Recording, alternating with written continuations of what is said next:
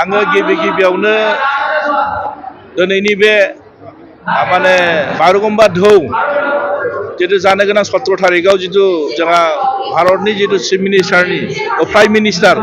भारतनि माने नरेन्द्र मदिनि माने सिगाङाव मोनसे मोसानायनि मोनसे खाबु जितु माने बे खाबुखौ जोंनि आसामनि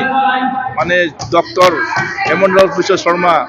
आरो जोंहा बिटिसिनि चिफ मानगोनां हाग्रामा महिलारि सार बिथांमोनखौ आङो धन्यबाद होदों आरो जायफोर दिनै बे हाबाफारिखौ जायनि माने दैदेननायाव सोलिबाय थादों जेरै माने बर' हारिमु आफाद आरो जोंनि बाथौनि दैदेनगिरि आरो जायफोर जोंनि अफिसियेलि स्टाफ बयबो जेरैबायदि खस्थ' खालामनानै मोजाङै जितु प्रेक्टिस खालामबाय थादों बे प्रेक्टिस खालामबाय थानाय हाबाफारियाव जेरै जों बिटिसिनिफ्राय जोङो सानै EM फैदों जोंनि मानगोनां EM लंसार दैमारि आरो आं जों नायनो फैदों जे मारै सोलिबाय थादों आरो बिथांमोननि जितु खस्थ' मागो दमासियावबो बिथांमोना दिनै न' बां गारनानै दिनै बिथांमोना दिनै जोंनि बर'नि मोनसे सिनायथि बुहुमनि गेजेरावनो मोनसे सिनायथि वर्ल्ड रेकर्ड खालामनो थाखाय बिथांमोना जेरैबायदि मोनसे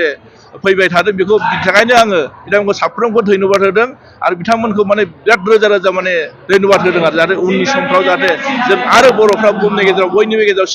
सिनायथि होजागोन बे बागुरुम्बा माने मोसानायनि जुगेदि बिनि थाखाय खोब मोजां मोनदों ओंखायनो जोंबो बिटिसिबाय जों बिथांमोनखौ खबर लाफैदों आरो थेंक इउ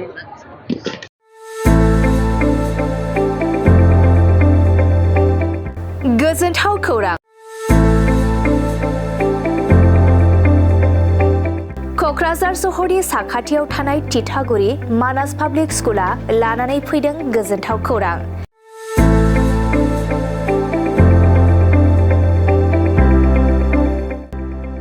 मानास पाब्लिक स्कुला गुन गोनां सोलोंथाइ बोसोरनि नार्सारिनिफ्राय थाखो 9 सिम फरायसा फरायसुलिफोरनि गोदानै 2026-27 मायथाइनि गोदानै मुं थिसननायनि खाबुफोर होगासिनो दं।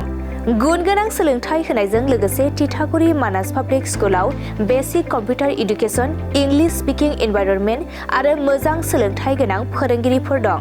फरायसा फरायसुलिफोरनि थाखाय सोलोंथाइ लानायजों गोबां मोजां खाबुफोर दं जेरै योगानि खाबु आरो हिन्जावसा आरो हौवासाफोरनि थानायनि थाखाय सेपारेट हस्टेलनिबो खाबुफोर दं।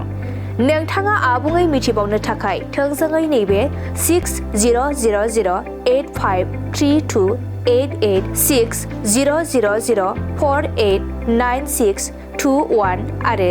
9101008849 जानबुं नम्बराव खौरां लाहरनो हागोन।